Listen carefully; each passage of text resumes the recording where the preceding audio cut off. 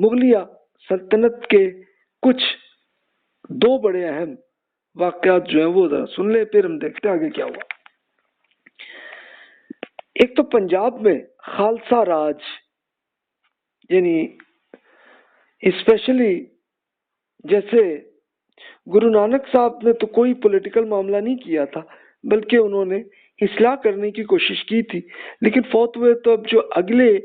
مین ان کے جو لیڈرز ہیں جن کو گرو کہتے ہیں، تو انہوں نے باقاعدہ بغاوتیں شروع کی تھیں۔ جیسے اگزامپل ہے ارجن سنگھ صاحب 1606 میں ہوئی، اور ان کے آخری جو بڑے گرو تھے گوبند سنگھ صاحب جو ہے 1708 میں انہوں نے کی۔ اس طرح اور بہت سی ہوتی رہی، تو لیکن کامیابی نہیں ہوئی۔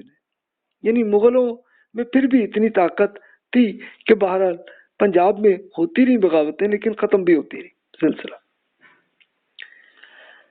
اس کے بعد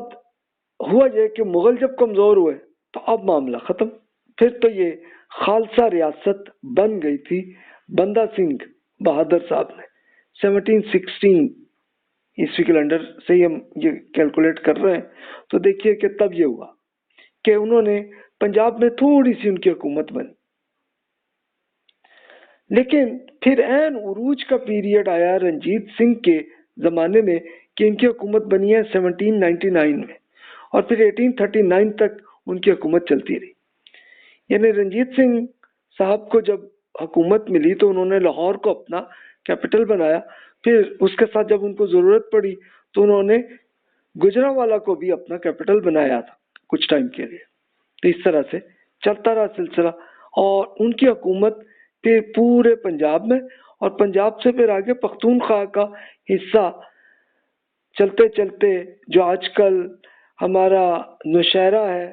ایبٹ آباد ہے، اور یہاں سے تھوڑا آگے جاتے جاتے ہی رنجیت سنگھ کی حکومت وہاں تک بن گئی تھی۔ لیکن ہوا یہ کہ رنجیت سنگھ جب فوت ہوئے تب اگلے جو وہاں کے راجا بنے گلاب سنگھ، تو ہوا یہ تھا کہ این یہ وہ ٹائم ہے کہ جس وقت انگریزوں نے اب یلغار کر لی تھی کہ پورے انڈیا کو آتے آتے 1845 میں آ کے ان کی جنگ ہوئی ہے پنجاب میں سرداروں سے۔ اور اب میں یہ نہیں کہتا کہ 100% ایسا ہی ہے، لیکن بہرحال سکھ حضرات کے جن اسکالرز نے جو بکس لکھی ہیں تو وہ بتاتے ہیں کہ گلاب سنگھ جو رنجیت سنگھ کے ایک ملٹری کے جنرل تھے، تو ان صاحب نے اب یہ ہوا کہ انگریزوں کے ساتھ شامل ہو گئے تھے وہ، تو پھر انگریزوں نے ان کو ایک یہ بینیفٹ دیا کہ چلو ٹھیک ہے، ابھی تمہیں کشمیر کی حکومت اس کے راجا گلاب سنگھ کو کر دیا انہوں نے۔ تو کشمیر کا جو ایشو آج تک چل رہا ہے تو یہ وہی 1845 سے بنا تھا کہ گلاب سنگھ کو جب یہ حکومت کشمیر کی مل گئی۔ اچھا، انگریزوں نے اصل میں یہ کیا تھا کہ جہاں جہاں جو بھی سرنڈر کرتا جائے، جو بھی راجا یا جو بھی نواب، تو ان کو ان کی حالت میں ہی رکھتے تھے، لیکن کنٹرول پیچھے سے انگریزوں کا چلتا تھا، تو وہ اسی طرح چلتا رہا سلسلہ۔ اب مسلمانوں نے پھر کیا کیا؟ اس کے لیے کہ یہ بڑی تحریک جہاد کہتے ہیں، اور اس کے لیے جو شاہ ولی اللہ صاحب وہ 1703 میں وہ پیدا ہوئے اور 1761 میں فوت ہوئے، ان کی لائف یہ ہے۔ تو شاہ ولی اللہ صاحب کا ٹائم جب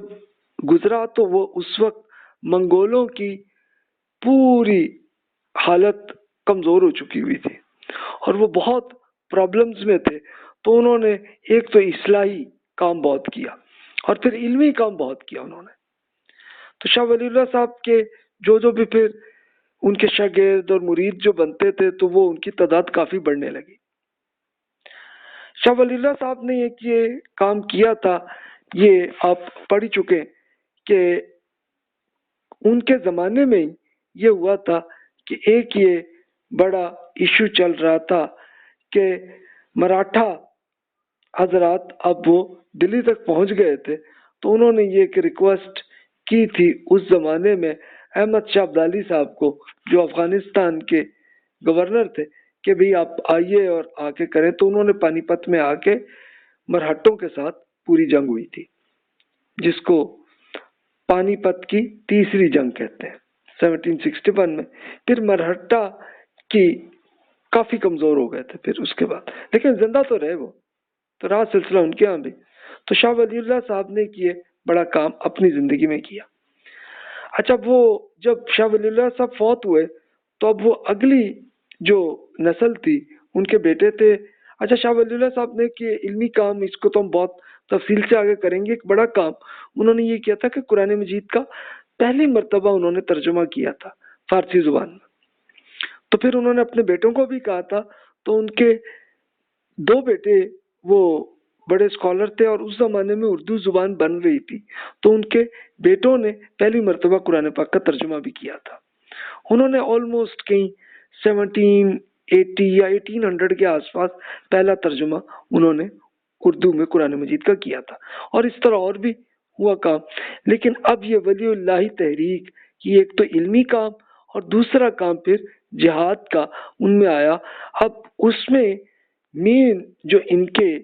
سردار تھے سید احمد بریلوی صاحب، جو کہا جاتا ہے کہ وہ شاہ ولی اللہ صاحب کے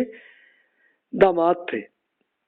اور پھر اسی طرح ان کے پوتے شاہ اسماعیل صاحب جو شاہ ولی اللہ کے پوتے تھے، شاہ اسماعیل صاحب،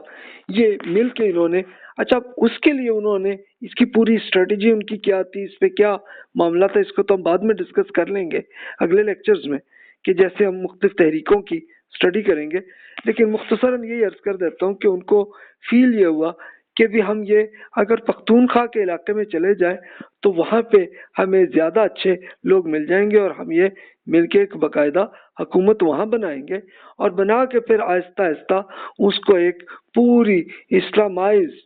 حکومت دوبارہ انڈیا میں کر لیں گے. تو پلان ان کا یہ تھا. تو اس کے لیے گئے، لیکن وہاں پہ خود ان کے ہاں مسلمانوں کے ساتھ بھی جنگیں ہوئیں، اور پھر اب وہ زمانہ تھا کہ جب رنجیت سنگھ کی حکومت وہاں تک پہنچ گئی تھی، نوشہرہ سے بھی آگے تک چلتے چلتے. تو ان کے ساتھ بڑی جنگیں ہوتی رہیں، اور پھر بالا کوٹ جو نوشہرہ سے بس تھوڑا سا آگے جا کے ہے، تو وہاں پہ سید احمد بریلوی اور شاہ اسماعیل اس جنگ میں جناب وہ پھر جہاں بھاگ ہوئے تھے، تو اس لیے اس کو تحریک جہاد کہتے ہیں. تو ابھی کچھ ماہ پہلے میں بالا کوٹ گیا، تو میں اسپیشلی پھر میں نے ان کی پورا وہ قبرستان دیکھا کہ جہاں پہ جس جگہ پہ جنگ ہوئی تھی، اور وہاں کی سچویشن سمجھنے کی کوشش کی تھی. تو یہ دیکھیے کہ یہ اس طرح کا ایک یہ 1831 میں یہ ایک بڑا واقعہ ہوا. لیکن اس تحریک کی پوری ڈیٹیل پہ تو الگ لیکچرز کی ضرورت ہوگی، تو اس کو آگے ہم انشاءاللہ کریں گے. اب ہم آتے ہیں انگریزوں کی طرف. انگریزوں کی حکومت 1764 میں بن گئی تھی سٹارٹ میں، اور پھر 1847 تک رہی ہے. تو اس کے جو اہم واقعات ہیں ایک نظر بس اس پہ ہم کر لیں، پوری ڈیٹیل میں جانے کی ضرورت نہیں ہے.